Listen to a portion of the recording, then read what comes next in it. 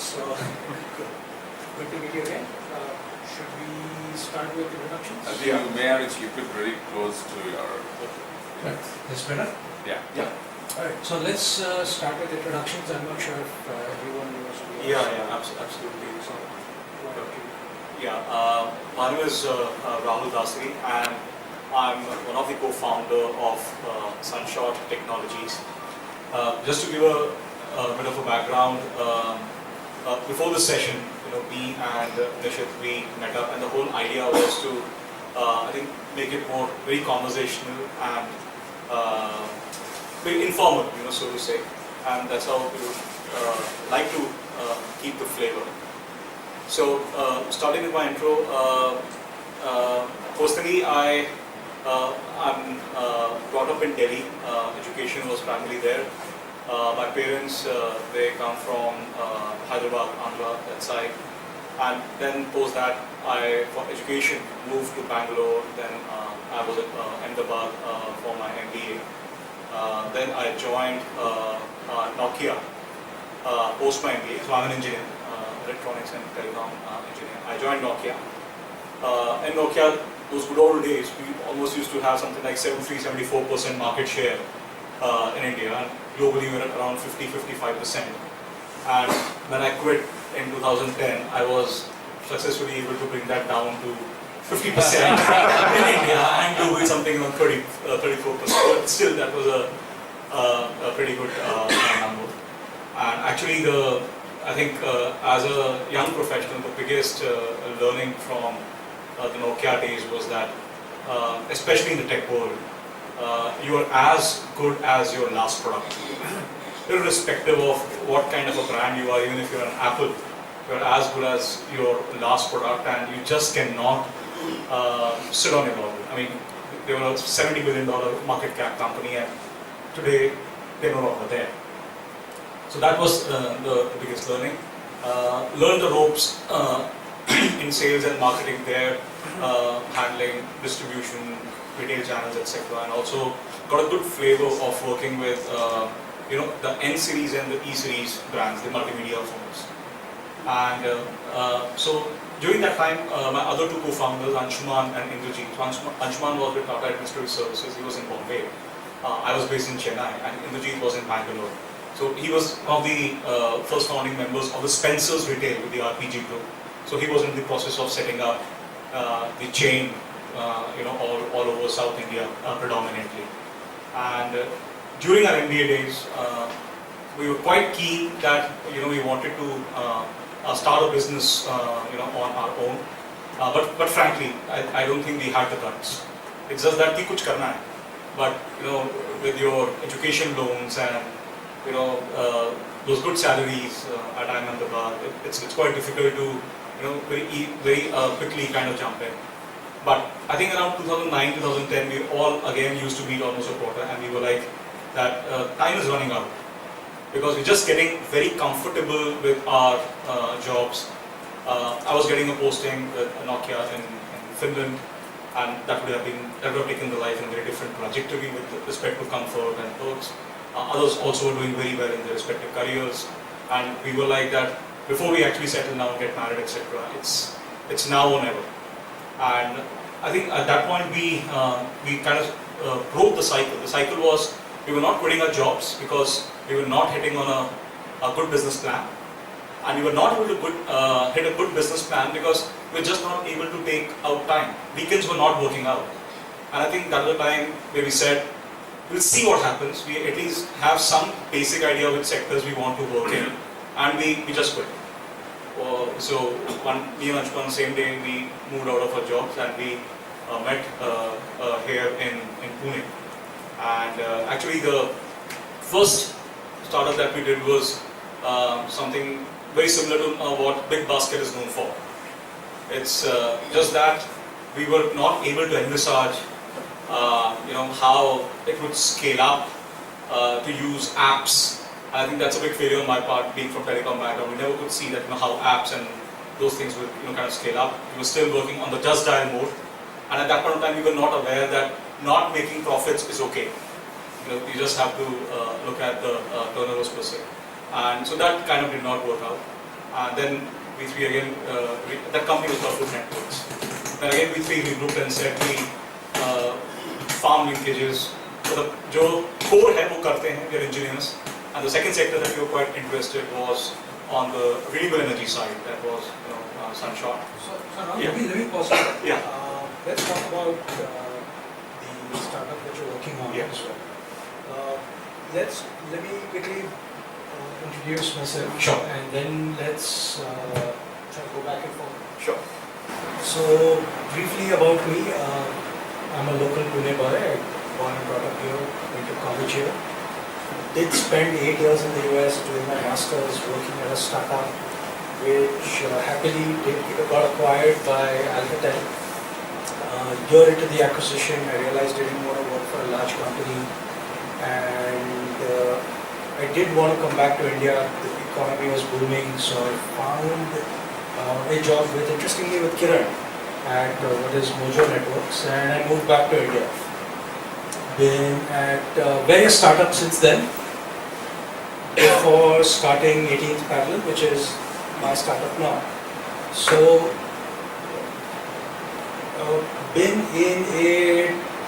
been a core techie from school days, college, engineering, masters. Every job has been a tech job. Was CTO at my last 2 jobs, and now have a business role. So, which is an interesting contrast to Rahul's trajectory, which has been on the business side throughout. So the difference being you are now on your second startup. So which is so you did learn a lot from your first one, or the first failure. Yeah, absolutely. So yeah, I think one of the biggest learning from the first startup, absolutely you learn a lot from failure. Frankly, I think what happened was it brought us down to to reality. Frankly, what happens is when you come from very good companies, one guy comes from Tata, the other from Nokia, you're so used to retailers, distributors, and general business fraternity giving you so much respect and taking you seriously. And we just felt that something similar can be carried into the so-called startup world as well, where the challenges are very different. We were not able to figure out that how do I get my milk container out of Satara. So the challenges are very different. So I think what we learned is that it's very important to check what actually happens on ground, that consumer research, that whether it's logistics, whatever. So that what happens on ground is extremely important before we take a leap and try building a business model around it. And with that, what happened was when we went back to the drawing board this time, we were quite cognizant of the fact that let's, as individuals, put what our strengths are.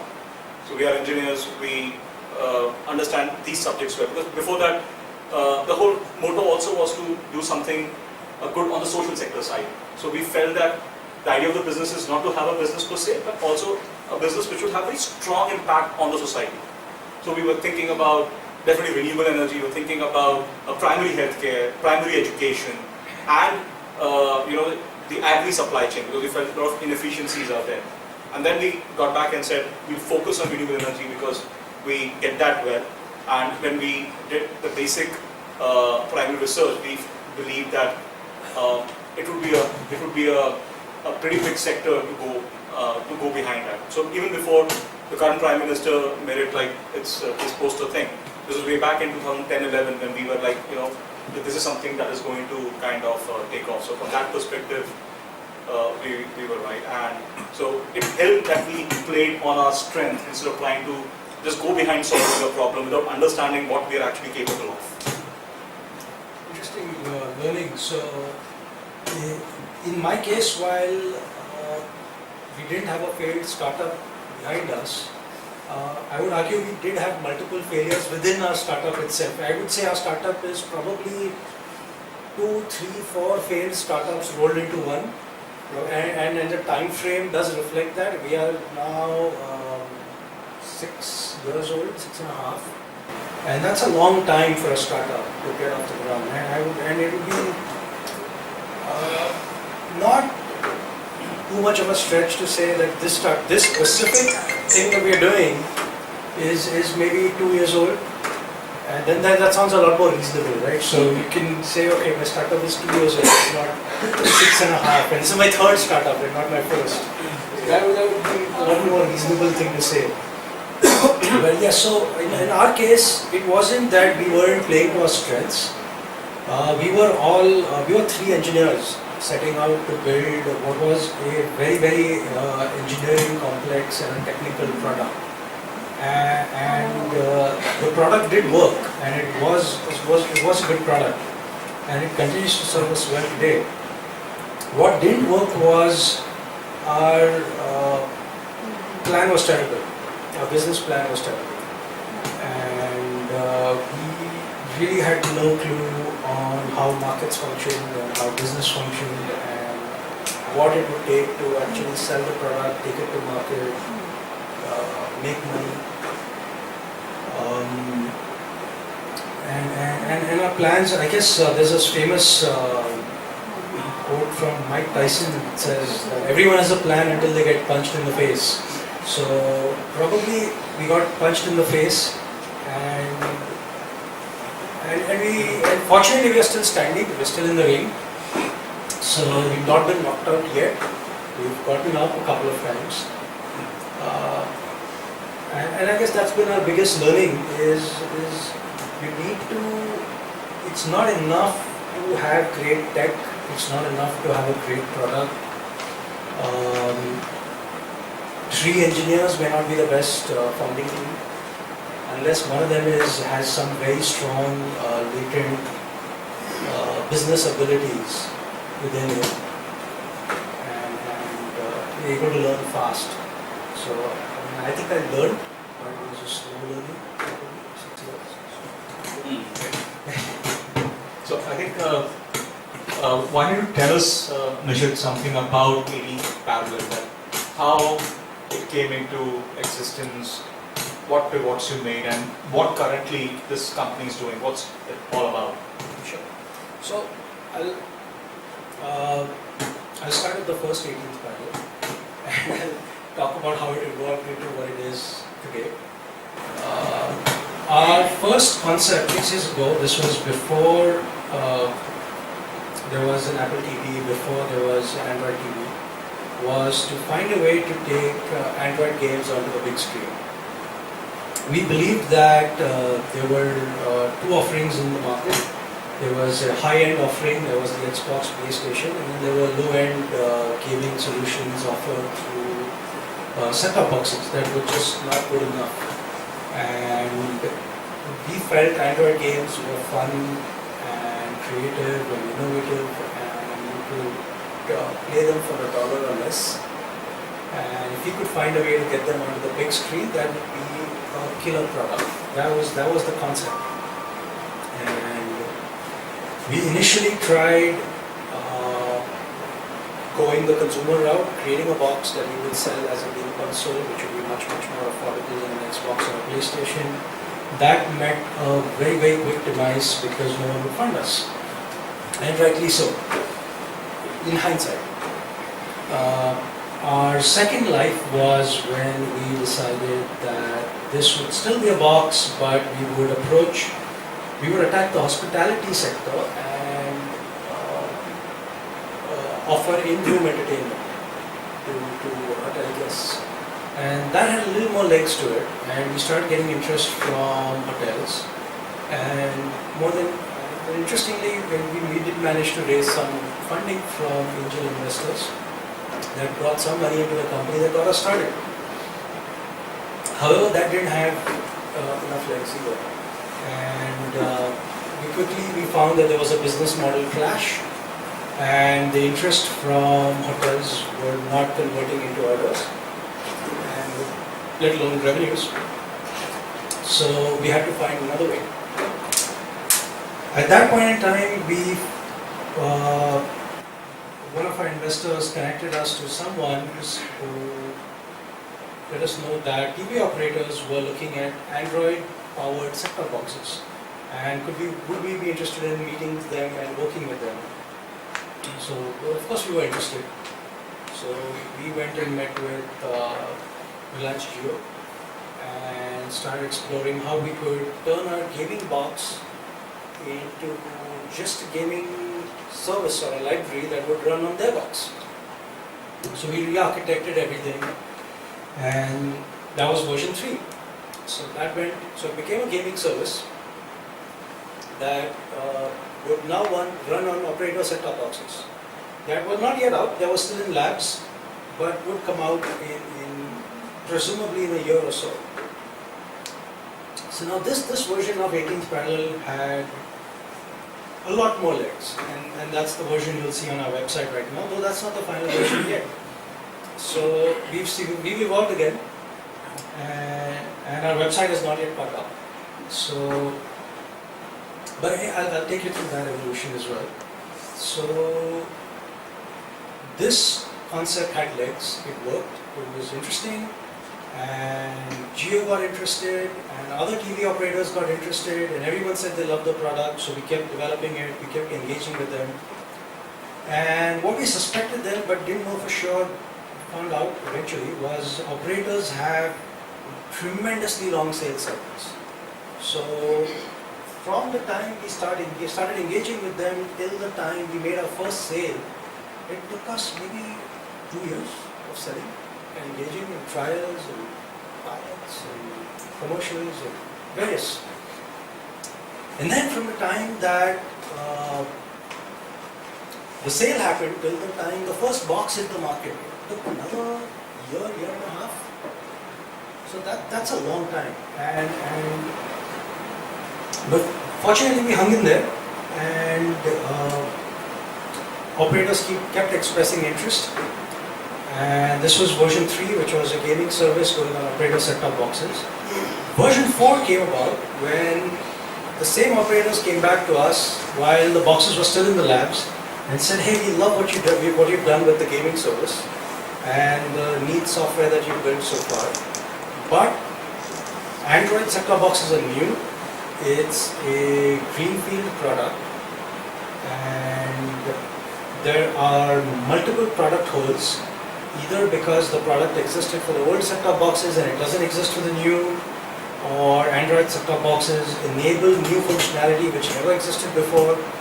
But hey, would you be interested in supplying product A, B, C and D in addition to what you're already doing? And of course we said yes. So we went from there, and then the second customer we went to, he says, well, you're already doing product A, B, C and D, and if you do 4 more, then we have an entire platform. Would you be interested in doing the entire software platform for the set-top box? And we were really thrown off by that, because we, till up to that point, we still saw ourselves as a gaming company. But then, fortunately, we said yes. So now, this is version 4, not yet on our website, so it's relatively new. We are an entire Android set-top box software platform.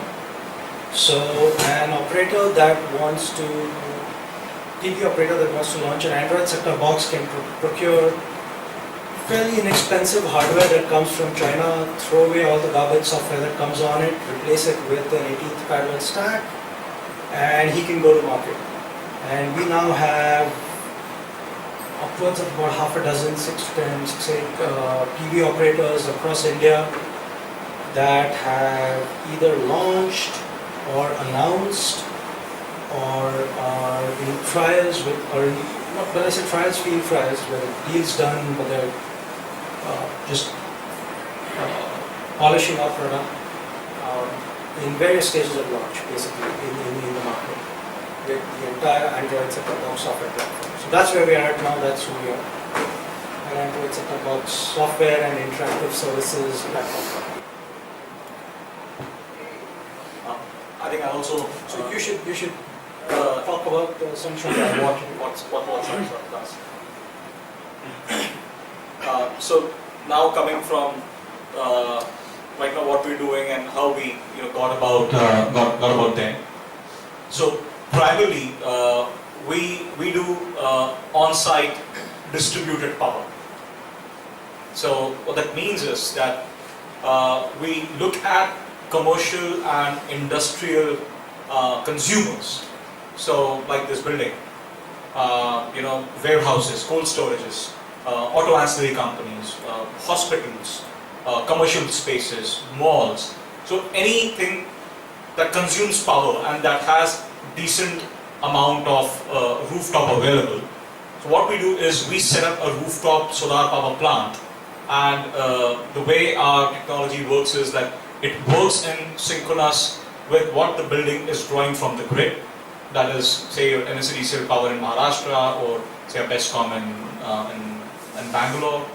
And at the same time, it also synchronizes it with other sources of power like a diesel generator, your battery storage, what we call UPS, etc. So all those integrations are typically made. So very simply put, we do on-site distributed power. Right now the pivot is rooftop solar, because that makes the best techno-commercial sense. And again, this space is very, very technologically evolving. So a lot of work is happening on the solar cells, the perovskites, the materials, etc. At the same time, a lot of research is happening on the storage side. You're having nickel metal hydride technology, lithium-ion. The same thing now is getting into electric vehicles, battery management software. So the whole thing is blurring quite a bit. But right now that's what we are focusing on. And how we got to here was that so when we moved into the renewable energy space, so at that time we had no clue about renewable energy at all. And everybody asked us the question, how did you pick it up and how do you get going? And our approach was very simple, that let's look at our engineering in India. If actually we put very good quality focused effort, I think the whole course can be done in 1.5 years. I mean, we saw that during our MBA. I mean, like the way we stocked out in the very first year, I mean, we wouldn't have kind of worked that in our entire 4 years of engineering. The whole thing was that if you are at something and you do it day in and day out, you'll just become good at it, period. But our challenge was, how do we get those opportunities? So initially, that was 2011, 12, 13, we worked as freelance consultants in the renewable energy space, carbon mitigation space, and sustainability space. So we worked free of cost for many large corporates like, say, Mumbai International Airport, Indian Railways, Indian government, many lenders, many investors in renewable energy like China Light Power, etc., where we did anything and everything. So right from doing a technical assessment of how a wind farm is supposed to be put up, to helping them with procurement, negotiating contracts with the government, to actually raising funds for the whole project.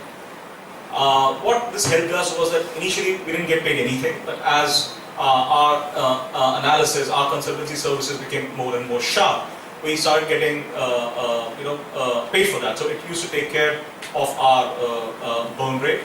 But most importantly, it gave us a very, very good ringside view of how the whole sector functions. We were able to understand how the government thinks, how the bureaucrat thinks, how foreign investors think, how consumers think, how Indian investors think, how the lenders think, and how this whole plays out. So we were at the lookout of a business model which is not only scalable, because consultancy is not so easily scalable, but also repeatedly scalable.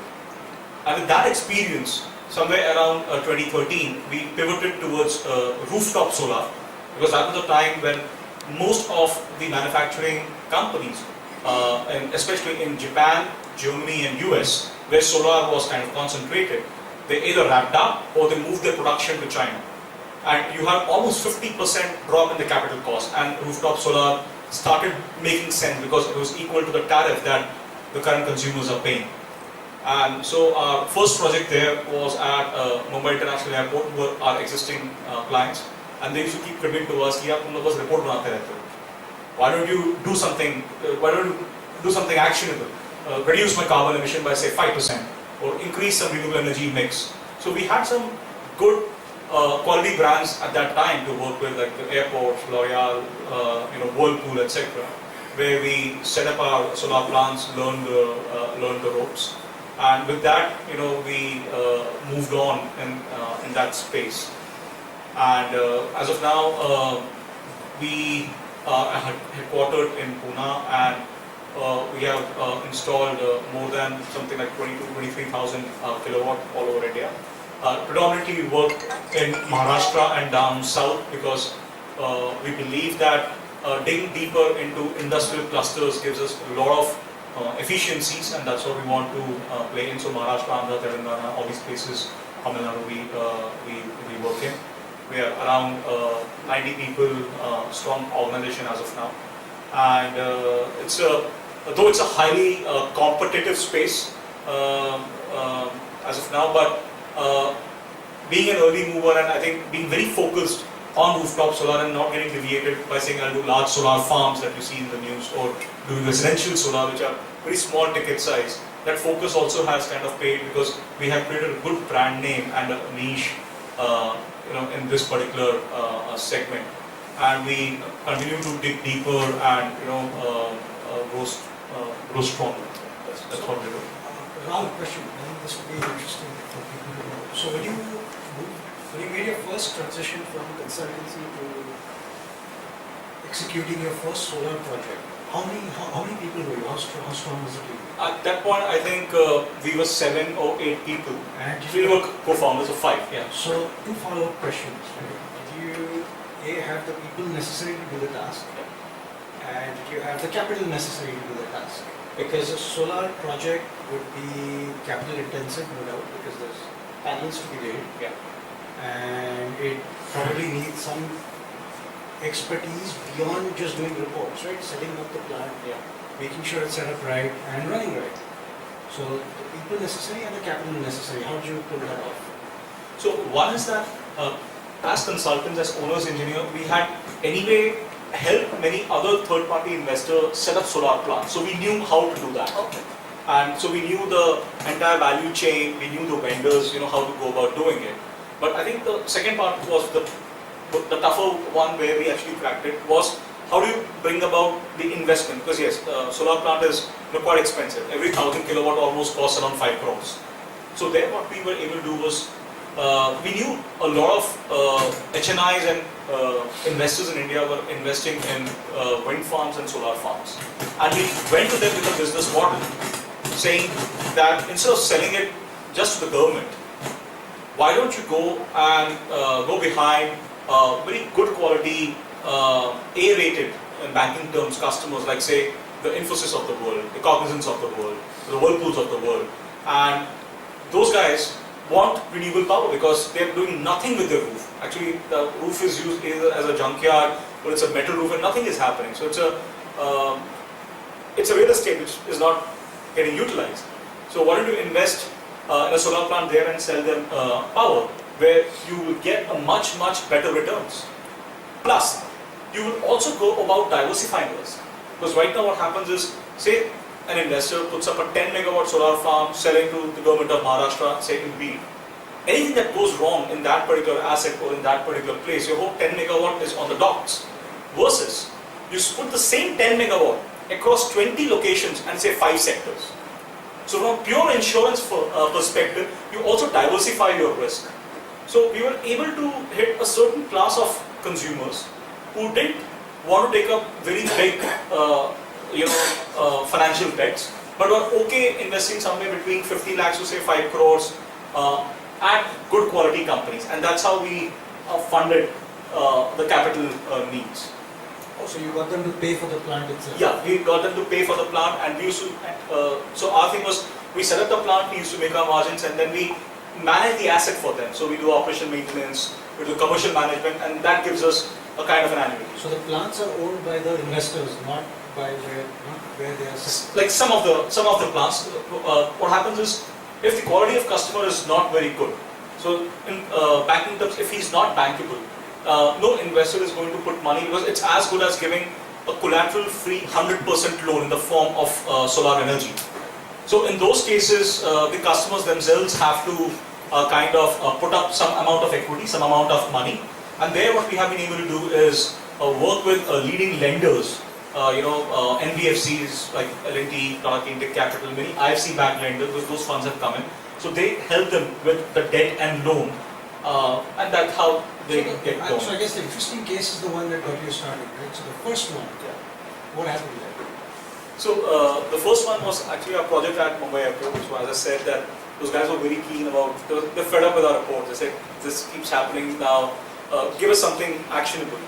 And at the same time, though it was quite unfortunate for the wind industry, The government had taken out all the incentives. And the wind industry at that time, from a healthy rate of say 5,000 megawatt, it crashed to 500 megawatt. You had these major global wind players like Vestas, Senvion, the German players, Suzlons, Gamesa, GE, Siemens. Many of them had to actually, wrap up in India and kind of move on. And at that and the timing was very critical now. But at that moment itself, the solar prices kind of crashed. And the same tax benefits, the regulations were kind of available in solar. So many of the investors who used to invest in these assets to get the tax benefit, they were left with no other option but to look at alternate routes, where we pitched this as an alternate route, and they kind of took it. And today it's caught on. It's caught on in a big way. So that's how we went about it. So at the airport, the plants are owned by investors? Yeah, it's owned by multiple investors. Yeah, it's owned by multiple investors. The same way, Nishith, how about you? How did you go about making your first sale, first contract, first product? Sure. So the first sale, first contract to maker much later in our case, as you say, came in maybe version 3 of our journey. But in terms of getting the first capital or the first funding to get us off the ground, it was the old route of hitting up your old bosses. So I had 5 angels pitch in money, and 4 of whom were my former bosses that I had worked for in the past, and one was a friend of one of the former bosses. So I guess it helped that I was a good employee, maybe, because they put in more money towards my company than they'd ever paid me in salary. So that was helpful. So that was what got us off the ground. It's been mostly angel investments and that's been what has worked for us. In terms of the first sale, as I said, it happened in version 1 was a dud, version 2 we got interest from the hospitality sector, more orders. Version 3 is when we made our first sale, long sales cycle, 2 years into it. Interestingly, our first customer was Airtel. Somebody who supported us very early on is in the audience, the former GM marketing at Airtel is Sushil. He's in Pune. I believe he's co-founder at his own startup now. And unfortunately, he left Airtel before he was so I was completely crushed to end. Sushil left. I said, there goes my order, because there's my one supporter in the company. Fortunately, the next GM that came in was as supportive, and we did get the order. It took a while, but we did get the order from Airtel. It was a great first customer to have, because it's such a great brand, and that did open the door to multiple other operators who were willing to buy from us just because Airtel had already bought from us. I think when we caught up a couple of days back, I think we had an interesting topic, I think, which I would like to touch upon, is you come from a absolute tech background and now have transitioned into a kind of a business development or kind of a sales role. So you are an absolute tech focused company. Whereas in our case, though we're engineers, but we primarily came from the business perspective, that how do you finance it, how do you sell it, how do you package it for investors, how do you solve the problem of the market per se. So we went from the other way around, and we constantly have this debate amongst our founders that we feel that the real differentiator when it comes in any sector is that you build some IP, you build some tech, you build some technology. So we feel that, that's something that we're not doing enough, or we're not doing enough basically, whereas you do it day in and day out. So just want to check that, what's your view that in a startup, that you think the tech, the IP, that's more important, or it's a sense that, how do you go about selling it, putting a business model around it, is that more important? So, I think to an extent, you might say that this is a grasp, the other side phenomenon. Where, the business guy saying, wish I had that tech, and I'm a tech guy saying, wish I had that business 6 years ago. I mean, I look at the way I see it is if you've got a business model together and you can find a way to get customers to pay you, you can use that money to solve any other problem you have, including tech. And maybe I'm not giving tech its due importance because maybe it comes easily to us and we feel it's something that can be built up easily. Again, maybe I don't have that perspective. Obviously, as they say, the golden team is where there's one really good tech guy and there's one really good business guy. That's probably the best way to go. But if you had to, give up one or the other and still survive or still make it, and I had to put my money, I'd still put my money on the all business team and the all tech team. That's what because they'll find a way to make money somewhere or the other. The money will solve all the problems. Customer money solves all problems. Yeah, so in a way I can say that sales solves all the problem. I think, Vijay, my take on that is, I think, I thought about it after post our conversation, and I feel that I think it's actually both. Because what happens is, in your segment, in your sector, because you don't have somebody else giving a kind of a product or a value proposition that you are giving. So maybe the gestation period is long, but maybe there's no competition, or there's a limited competition. Whereas in our case, because everybody is aware about it, it's highly competitive sector to an extent that certain part of the sector, that is this large solar farms, where you see this biggest tech fund, SoftBank, it's got completely commoditized, because at the end of the day, nobody cares that what kind of a technology you're using. What they only care is what a tariff you're giving and selling it to the government. Luckily, we are not in that segment per se. But what I would believe is that as a sector, as an opportunity becomes bigger, people enter into it, and you constantly need to be ahead of that curve. The more you are, the better it is, because it gives you a kind of a moat. In our case, we've constantly been trying to do that. Till now, we have been fairly successful at it. That's why we are here, we are around. But then what we also see is that because we're pretty good on the business side with respect to getting consumers, we consistently compete with big brands like say a Tata or a Mahindra or a L&T for the same project, and we win. What we believe is that technology is something which is giving that mojo or giving us that differentiation. So whatever we're trying to build, say, with respect to our solar structures, with respect to IoT platform or energy management stuff, because the channels are ready, we know what the customer requirements are, and if you're able to build solutions, products, projects, we'll be able to kind of sell it. So I feel it goes both ways. I completely agree. I mean, I agree in that sense, which is that tech is important and it gives you that edge.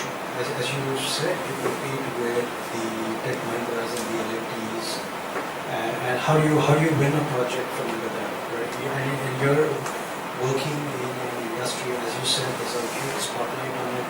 Competition is intriguing every day. And there's always going to be competition that says, okay, if you're selling for 10 rupees, well, I sell for 9. And there'll always be that customer that says, well, this guy is selling to me for 9, can you not give me 8? Right. So at that point, what saves you? Well, clearly tech is one of the big things that will come in and save you.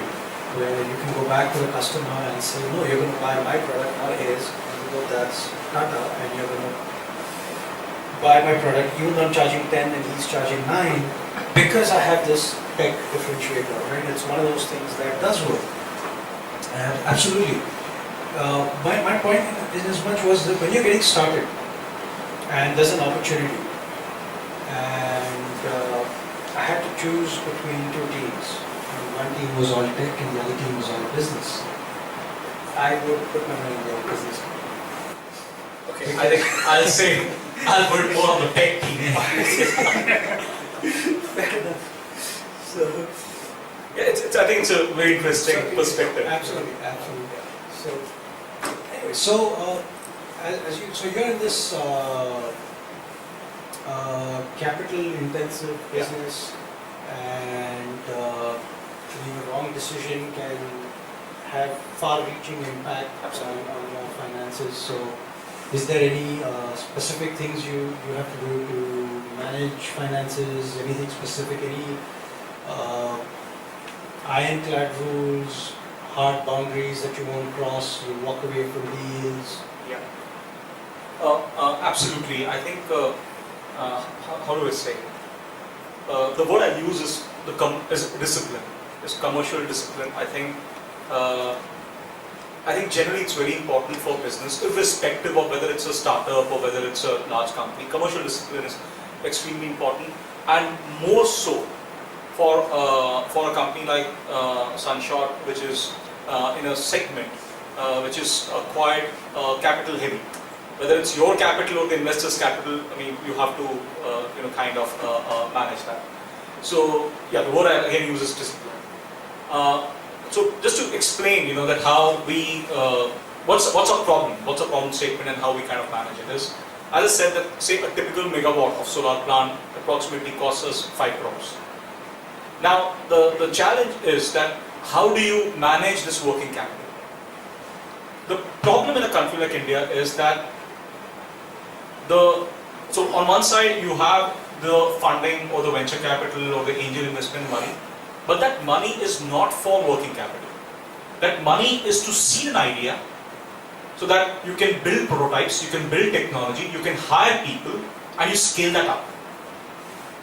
Once you have built that, the fact is when you hit the market, when you go to market, and the business cycle starts, you have teething issues like what are the payment terms? What if the customer will not pay me in time? Okay, what if my team makes a mistake and I'll lose money? So they are general business problems. And I think the biggest challenge that we face as entrepreneurs is that, like, we bootstrapped.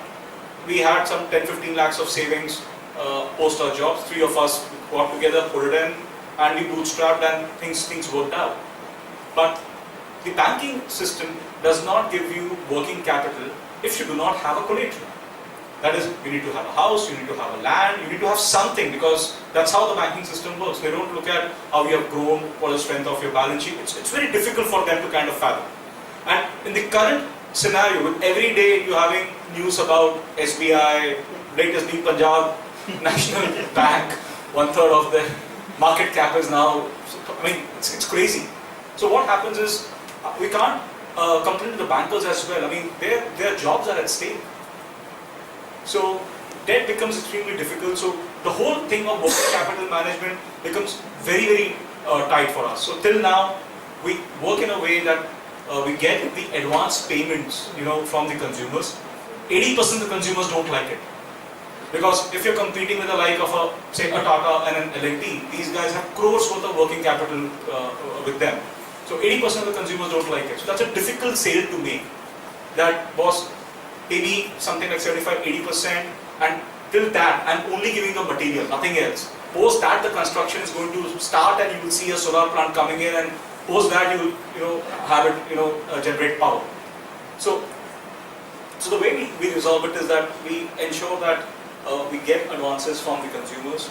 We have some checks and balances that we have put, where we kind of evaluate in the market from those customers, vendors, that are they good paymaster? Like, I don't want to take names, but you have few companies who are very clear, the last 10% payment they'll never give you. It's simple. The last 10% payment they will never give you. And so and if you take it in your cost, you'll not be competitive enough. You lose the deal. So we factor that in, that what is the behavior of those companies with their other vendors? How do they pay? Are they ethical? So with that, what happens is we say no to a lot of deals, and thankfully today we are in a situation that we are able to pick good quality deals, because the best analogy I can give is, it's like in our business, it's like flying a fighter jet at 2 feet above sea level. It's so fast that one mistake here and there and you just crash. And a mistake in one particular project can wipe out the profitability of next 6-7 projects. Right? So frankly, that is something, the word I use is maybe we're paranoid about it. That how do we manage cash, how do we manage working capital, and we are extremely disciplined about it. Though, internally if you ask us, we found are still not happy with our execution levels and the discipline level. It has to become better and better. But that's something which is, at the top of our mind. But at the same time, luckily, what's happening is, when you do good quality projects and the customers give references, right? So many of same customers, I'd say, or same procurement teams, they see to it that, what's the background this company comes with, why it is saying that it needs upfront money, and they know that it's just a question of 2-3 months. If they help us out, we'll build them a world-class solar power plant which is going to power them for next 20-25 years. But again, then it's a way to convince them. Few people get that, few people kind of don't get that. So it's a challenging process, but we have a strategy around it, and me and my team, we have been able to pull it through, and yeah, that's how it goes. But in your side, the same question, like what you told me is the gestation period is quite long. How do you manage your capital requirement for running a business, your profitability? When do you know that a deal is becoming bad? When do you know to stop? How do you manage it? So, yeah, as you already said, we have a long gestation period. Developing the product takes a while. Going through trials with an operator takes a while. So, one of the things we have to be really careful about is not overspending on product development. Very so often you'll get 100 product ideas and you'll have the money to implement them by just hiring more people. So you have money in the bank and you'll say, alright, I'm just going to hire extra engineers and I can get this out in a jiffy. And I'll have that much better product to show my customers, and hence I'm likely to close the sale faster. And it takes a tremendous amount of discipline to convince yourself that that's not going to be the case. It's still going to take a 1.5 years to sell. And I need to not scale up product engineering that fast. And if I have 100 ideas for the product, they need to get queued up. And I'm just going to execute on this one a little later. And keep the team nice and lean, really small. So we have enough fuel to sustain us until revenues roll around. So every so often we'll get pushed either by our board or even by very so often by customers saying, well, why are these features that you talked about 3 months ago or 6 months ago not ready yet? And well, they're not ready, and they're not going to be ready for another 3. Because we just don't have the people, and we don't intend to have the people. We intend to still until we can scale that team organically, until the revenues justify the size of the team. So until then, it's going to output product at the rate it's going to output. And that is a really, really hard thing for me to do personally, because I'm a product guy. I'm a technologist, and I want to build the product, and I want to run it full speed. So, crazy amount of self-discipline to not build it out that fast, or not just put more engineers, put more people in the task, or more teams, and run at full speed. So that's one of the biggest things that I would say I would credit for even keeping us alive this long, because we've gone through lean periods, we've gone through periods when probably was less money in the bank than anyone would like. And the only reason we pulled through was the team was as small as it was, or as lean as it was. I think the one more thing which I would like to add to that is when we benchmark ourselves against global peers, like how Solaris is shaping up in developed markets like say a US or a Japan, I think in India what we take for granted sometimes is also the ability to execute. What we feel is that in a mature market, because the reason we call it mature is because they have very high levels of efficiencies. The way say e-commerce works, the way logistics works, the way taxation works, the way government works, the way customers work, the way people work. In our country, I think all that is a bit of a challenge. All that is a bit of a challenge. Like one of my friends from Hong Kong was saying that you forget about business loans, you get a home loan in half an hour. Here they'll ask Aadhaar card, this thing, some 10 times. Those inefficiencies are there. And what we see is that as startups, that the ability to execute well, in an extremely efficient way, that also, kinds of gives an edge because you are able to squeeze out some more profitability, you are able to squeeze out more time. And here, I would actually like to put one of our professor of strategy back from the school, and he used to say, he himself is an entrepreneur, he's Professor Sunil Handa, and he used to say that there's a value in scrapping. Okay, जैसे अगर ज़मीन पे मिट्टी लगी होती है, खुरपा लगे उसको scrap करें, there's a value in scrapping. Say if you're a 10% gross margin business, okay, and say just by reducing the cost of the pens you are using, or by reducing the collection time, if you're able to save something like ₹1 lakh, that is equivalent to you making a 10 lakh worth of sale, executing it, and getting the money back into the company. So you have to understand the value of scrapping. So all this efficiency, discipline, scrapping, looking at cost very, very minutely, because every ₹1 you save is worth of 10 rupees worth of business that the company kind of does. It's very easier said than done, because when we see amongst our peers, one thing which helps us quite a bit is actually the ability to execute multiple locations simultaneously. There are a lot of health safety issues because all people are working on the roofs, so you can't just be fast. Like in our case, we don't prioritize business, so to say. The first priority is safety. It's human beings who are there on the roof. Second is quality. You can't have out of 20 plants, one plant going bazoo. You can't have it. And third comes is how the business is going, how you're pushing, kind of things. So I think that's one more point I just thought I would add. Very interesting. So changing topic now, you talked about fiscal discipline. So is that your worst fear? Running out of money or a project blowing up? What's your worst fear? Biggest fear. What keeps you up at night? I think for me it's my customers. Frankly, I think it's not about money running out. It's not about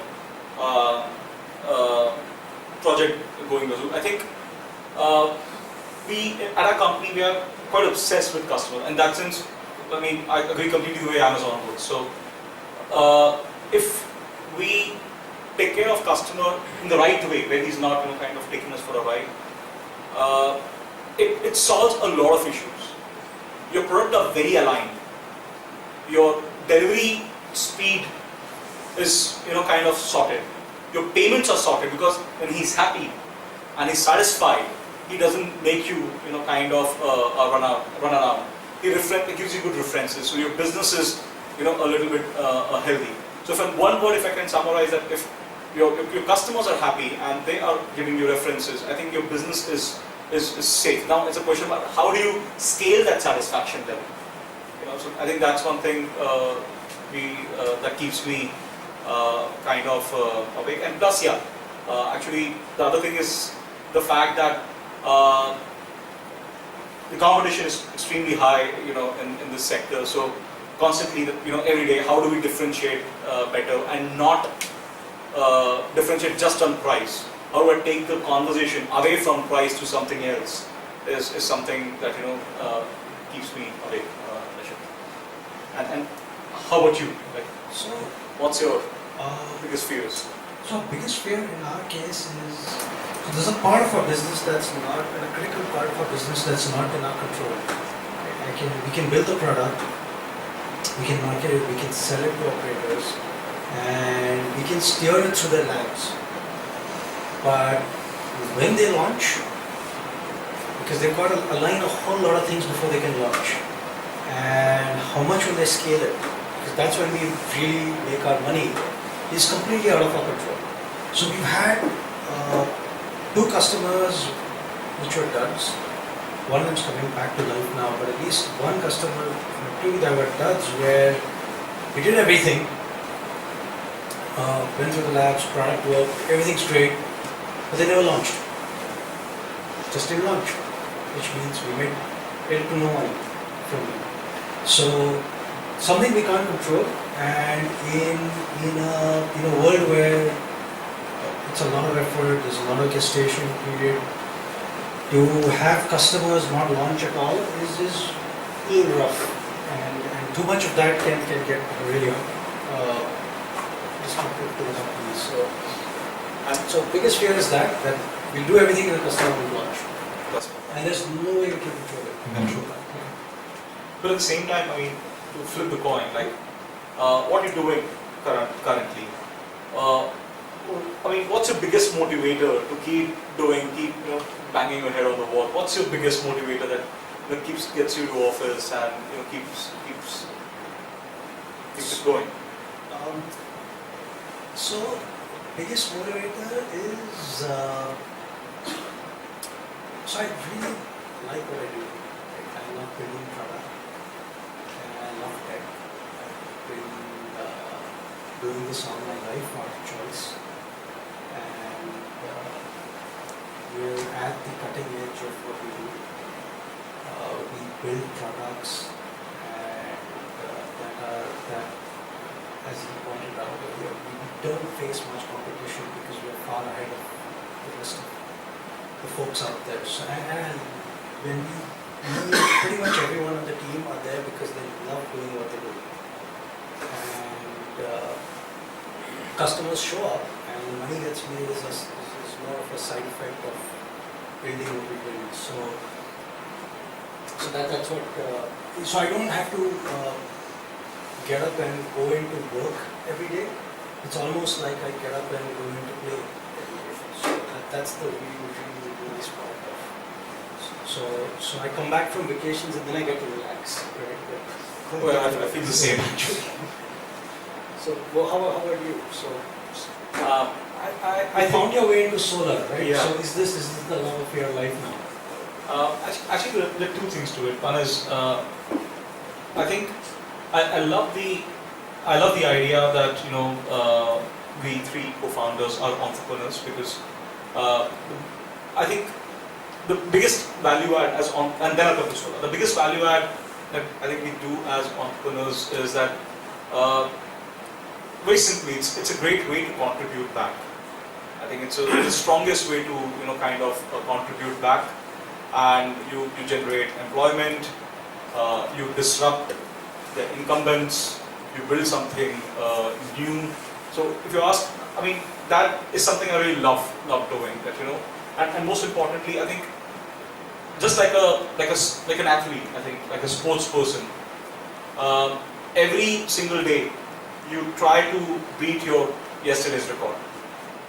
And trust me, I think that's a big challenge. Every single day you try being better than what you were previously. So that I find quite challenging, and more than that, very satisfying, frankly. Very very satisfying. And on the solar side, per se, what we're happy is that even if I have the worst of the days, that something did not work out, or even the worst of the days, fundamentally the whole company believes that what we're doing as a business, every solar panel that we are putting on the roof, I think without doubt it's having a positive contribution on the society, on the environment, on the climate change. Because I personally feel that that's the way to go about. It's like the whole world turning diabetic. You have to have food, but if you continue having the same food, you will run into a problem. So you need energy, you need electricity. But if you go for the same thermal sources, you are digging yourself in. So that's what motivates me. So we've talked about biggest fears, Yeah. and let's talk about maybe biggest victories. Yeah, I think what are our Biggest moments joys of or- what we felt, are the biggest joys. You want to go first? Okay. I think for me personally, the biggest victory I feel is that we three as co-founders have been together. We almost have been around for 14 years, and on one side it's great to work with your friends, but I can't tell you it's also insane pressure. It's insane pressure because there you cannot kind of flax around, because you can't free ride around because he knows you. So it's a very, very positive tap each one of us have on each other, and so I think that's important.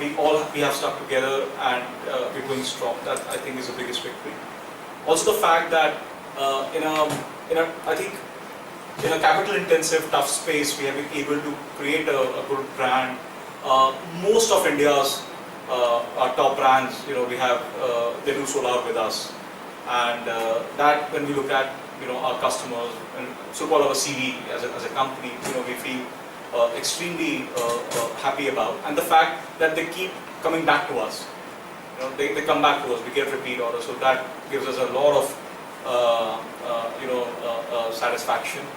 And finally, I think our also victory. I won't say victory per se, but what we also like is that though say we are around 90 people, but many of the people who work in our company are from very humble rural backgrounds. People from ITI, people who are technicians, people who have done diplomas, and with some basic training on the technical and personality side.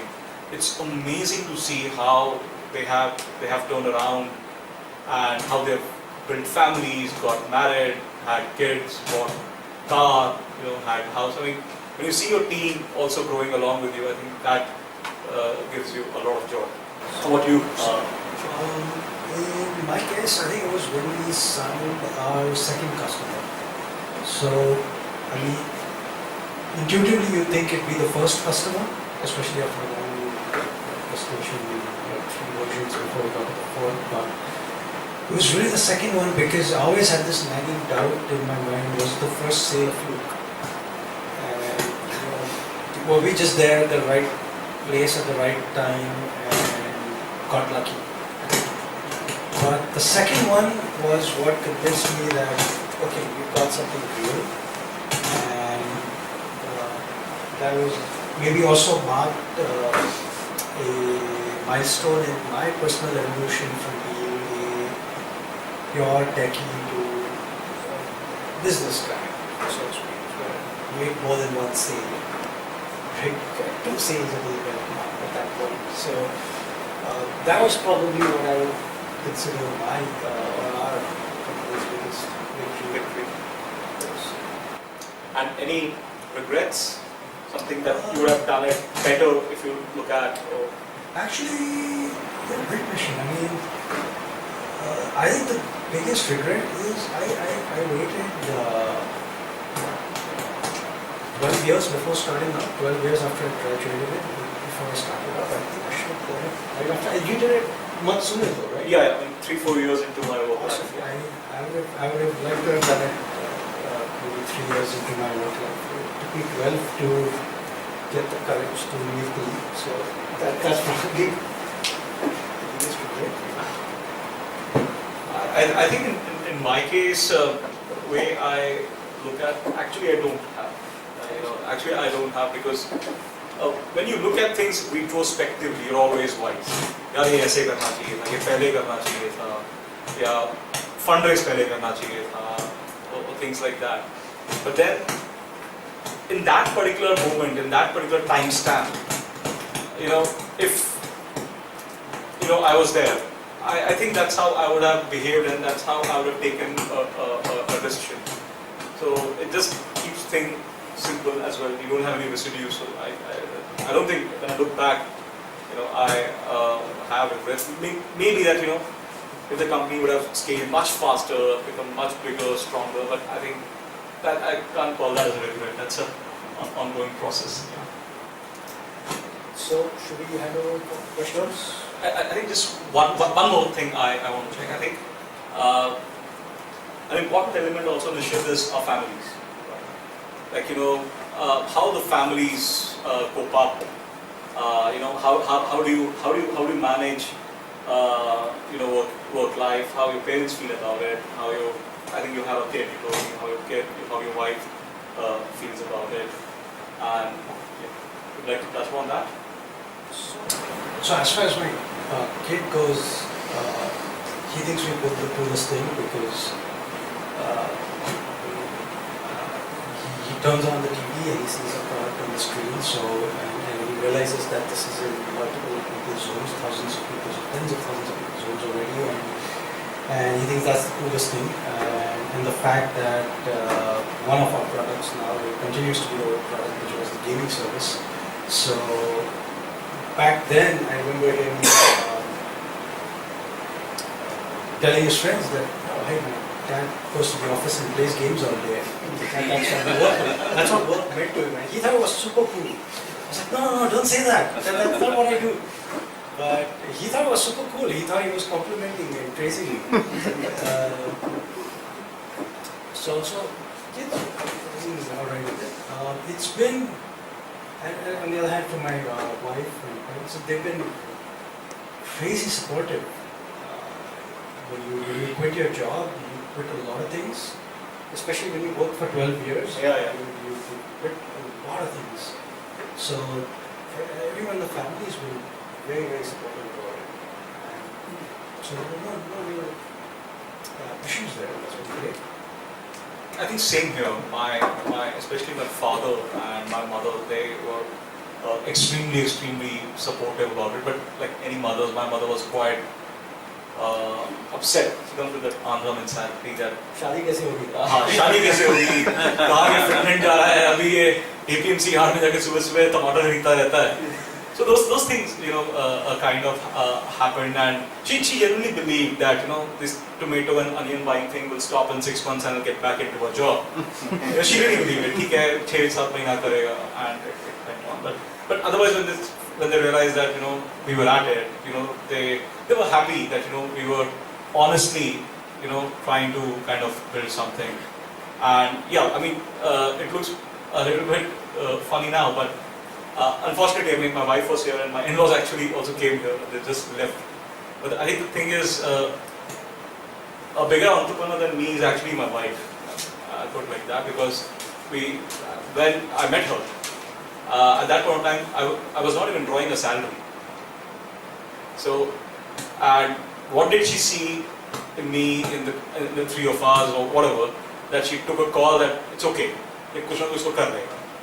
And more than her, actually it's her father who took the bet ki theek hai yaar, he will do something about it. I mean, I think, and she's been extremely, supportive about it. We've seen pretty bad days, financially as well. To the place that we're slightly more comfortable. And not once she wins about it, and that actually gives you a lot of emotional comfort, so to say. And I think they're quite happy about how things are shaping up. I mean, general thing, they're a bit concerned only about. I think we tend to overwork, or we don't tend to spend time with them.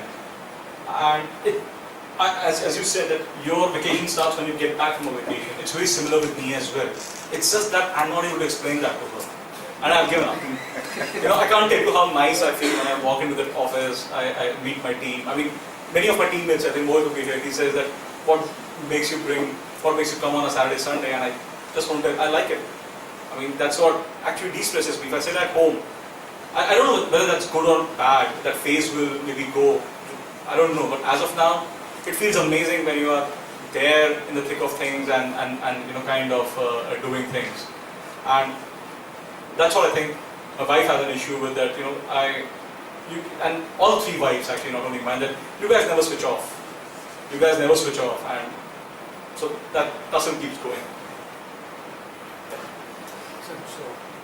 Myself, Saurabh Lavati, I'm partnered with a investment fund called Alacrity India, which we have recently set up in Pune, probably the first early stage focused fund. We invest specifically in B2B SaaS companies. The question that I have for you guys is, you guys talk a lot about competition, right? In terms of how you cope up with competition and how you deal with that. One of the things that is happening in the industry is a lot of disruption that is happening. For example, if you look at cab companies, like Miru Cab always thought that their competition is taxi companies, but suddenly a technology comes in and disrupts the whole market. So how do you guys deal with disruption, and how you plan for it and prepare yourself so that it doesn't get hit hard with disruption that is happening across all industries? So, right now, the phase we are in, we are the disruptors, right?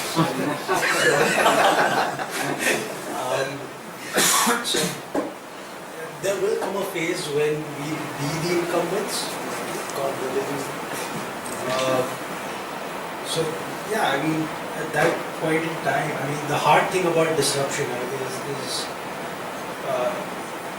it hits you not because you're doing the wrong thing, but because you are doing the right thing. Right? You're doing what's right for your business. You're growing margins, you're focusing on your higher spending customers.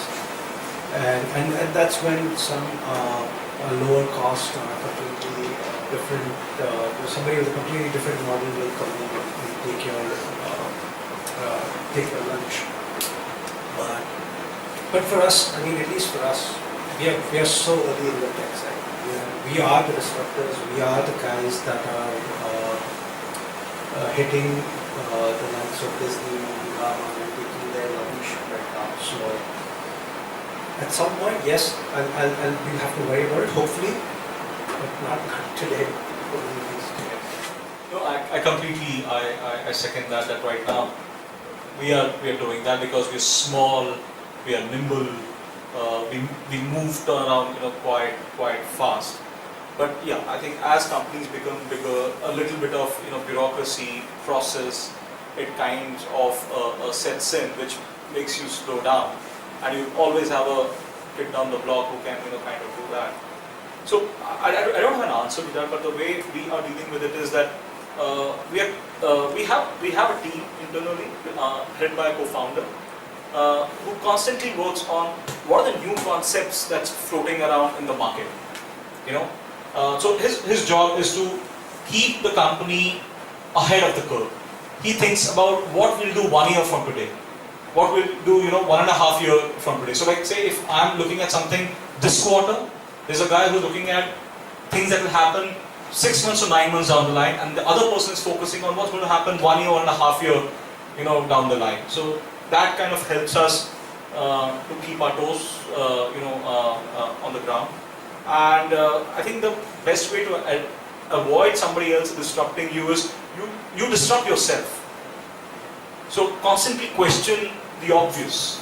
What is true today will change in 2 months, 3 months time. What price is going to? So that's how we try dealing with it. And I think I personally, in that regard, really look up to a company like say a Google or Amazon, because even at that scale, the thing that keeps the founders, up in the night is that some kid down the Silicon Valley in the garage is building something that will take them down. So I think that being conscious about that is extremely important, and that's what we look up. And do something culturally within the organization to ensure that that mindset percolates within the organization? I'll be frank, we would love to kind of do that, and we think we're doing that, but I don't think we have been able to metricize it or quantify it, per se, because in a startup the challenge is the now itself is so huge that we're constantly solving what is happening now, and it's a limited team which is looking at those elements. But yeah, as we grow, you will have good quality resources moving in that direction, who will also be the custodians of that culture. Anybody else? I have started my own company like 8 months back. It's a service industry wherein I do career development for students. So my question is, how do we limit ourselves at a particular situation in terms of 3 ways? At an emotion level, at a materialistic level, I would redefine the question, and as well as the diversification. For example, since 8 months I'm into this, I'm loving the path which I'm running through. I left my job after 17 years of experience, and I'm enjoying the way it is going, the way you were explaining. But the question comes to the limit, like the money is not flowing in, I'm enjoying the way it is going on. So where do I set my limit? Like, do I need to move back to the job, or should I keep on doing? And if so, to what extent? Where is the limit?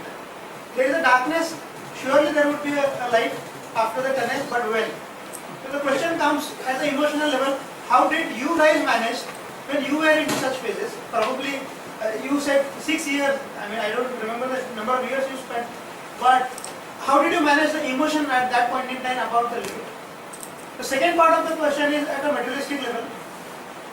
You definitely get success, but then how much money you put in? Say for example, in my case, the more I advertise, the faster the results would be. But then where is the limit? How do I define it? Should I hold myself, earn something and then put in to advertise?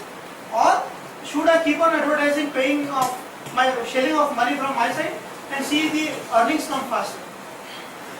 The third limit comes to a point wherein I have a X product for students. I pitch in for colleges and the corporates and at the various places.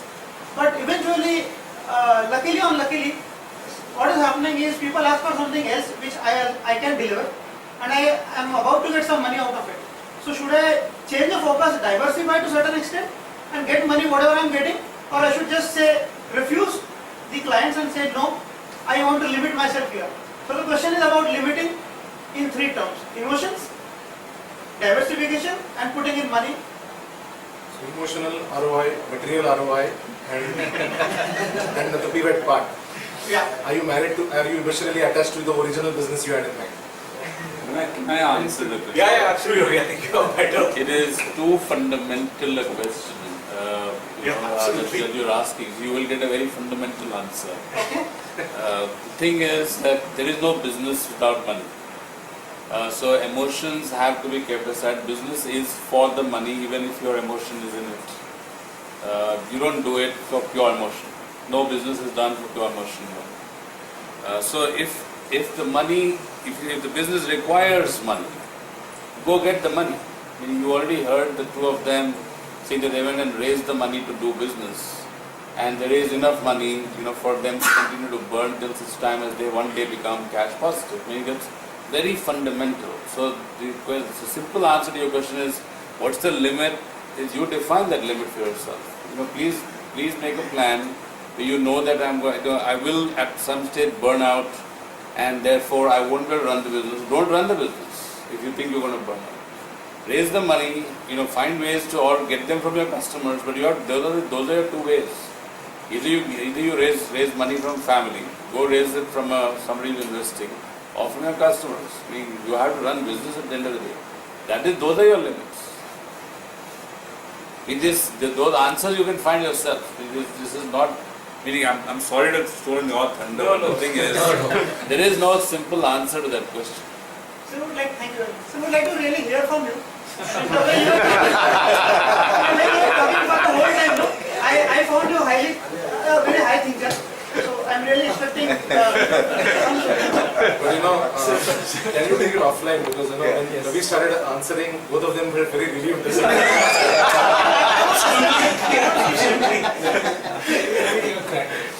Just joking. Let's start with the easier one. I'll get to the emotional one last. Sure, The sure. hardest one. So let me start with the easiest one first. See, as far as diversification, this is like, you have these sayings and muharas, right? And the thing is that for every saying, there's an equal and opposite saying, right? That can be used to justify what you really want to do. So, same way as far as diversification, you'll get two schools of thought. One that says focus, focus, focus. Do one thing, do it really well. Don't do a lot of things, or you're going to fail because you're a startup. You'll get another school of thought that will say, listen to your customer, right? And do it, and go where the market is. And if you're not doing the right, if you haven't built the right product, then change. So which one is correct? So there's no right answer here. So you'll have to look at it almost on a case-by-case basis. So you'll have to look at that specific case that, okay, this is what I'm trying to sell. This is the course I'm trying to sell. Am I getting takers for it or not? And is everybody asking for a different course? And if they are, then ask yourself, is that what I want to teach anyways? And if it's no, then fine, don't do it. I mean, don't do anything you don't want to do. Really. Then you might as well just do a job. So, but if it is something that you're okay doing, you're just trying to figure out where the market is, then you have to be open to listening to what your customers are saying and where your customers are going and what they're willing to buy and for how much. So we are where we are because we did change, expanded what we were doing, where our original product has now become a really, really small part of the overall product suite. And we did break the rule of focus, focus, focus. We stayed within that rule by redefining what focused meant. Right? So every time you come up with a new tagline for your company, which makes it seem like it's just one thing instead of the 5 things that you're not doing. So you'll find some way, but there's no right single generic answer. Because as I said, it's like your muhavras. For every muhavra, every saying there's an equal and opposite saying, which can be used to justify what you really want. So that's as far as diversification. The other one in terms of spending. So the answer here is it's a combination of what is your marketing spend getting you a positive ROI. If you're spending 100 rupees and earning 200 rupees out of that spend, then the only limit is how much money you have in your pocket or how much money you have access to. If 100 rupees of marketing is getting you 200 rupees worth of customers, you're golden. Spend as much as you can. What does it matter? But if 100 rupees of marketing is getting you 90 rupees of customer, you have a problem. You understand what I'm saying? Then you can't spend anymore. You have to change what you're doing, or what you're offering, or your path to the market, or your marketing strategy, or your product design. So that's now the emotional one. Now this is the really hard one. Right? So I mean it's hard.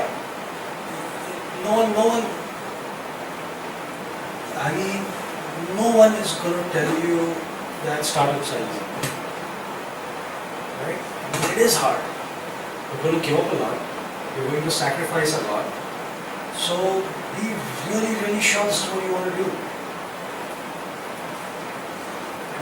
You're going to give up a lot. A lot. So be really sure. Sorry, it's your fault entirely. I think just 3 points that you put. I just put in one single thing. I think you're putting a resource, your time, emotion, money, and you expect an output. And when you put a resource and you expect an output, there's a factor that comes in that what is the risk that this entire resource is going to go waste.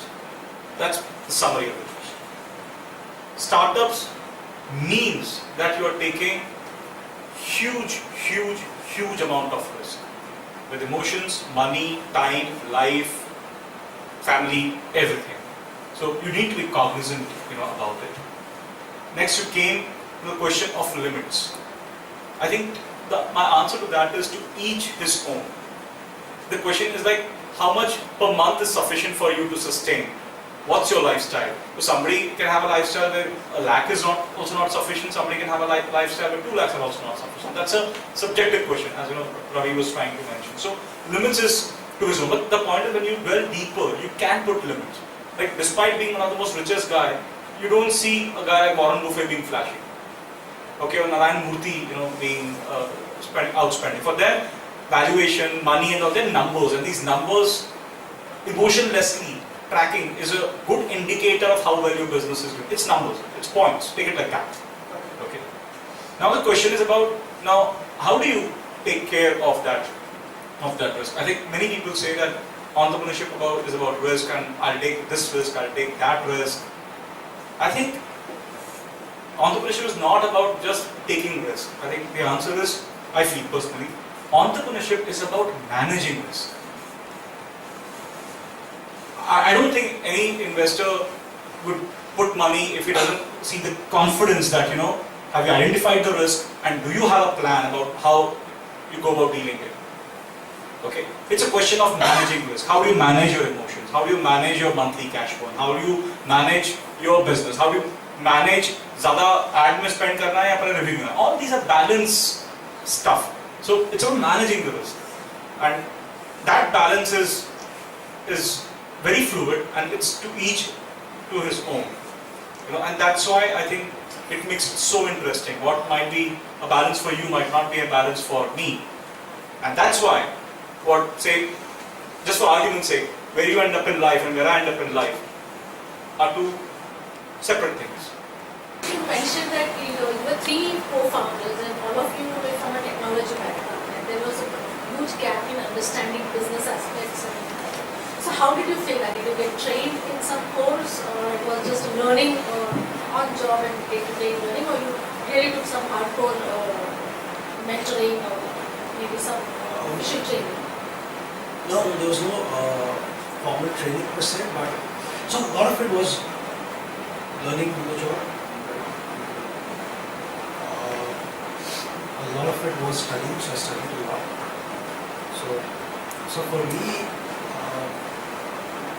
so it becomes, on the business side we face issues step by step. So the biggest issue we faced at that point was sales, enterprise sales. And if we had money, we would have hired someone to sell for us. We didn't, so I had to sell it. And one part is you walk out of every meeting and you look back and say, what's wrong? Why won't you do the sale? The other part is you do study this. There's some great books on sales out there. And if you just go up on Amazon and you do a book like on popularity or you have to be prepared to read. So spend hours and hours reading tens and tens of books on sales. Read about sales, then you start reading, and then you realize you're getting out negotiated, so you start reading on negotiation strategies, and then you read about 10-20 books on that, and then you close your first favorable deal, and so on it goes. So luckily I had tons of time, right? I didn't last years to get my act together. First and foremost, thank you Nishith and Rahul for this wonderful dialogue, wonderful conversation. I think you've taken us through your trials and tribulations, wins and losses, what I call and ouch moments. And it's been a great journey, as if it's like an entrepreneur 1011 course kind of thing. So I think there is a big round of applause.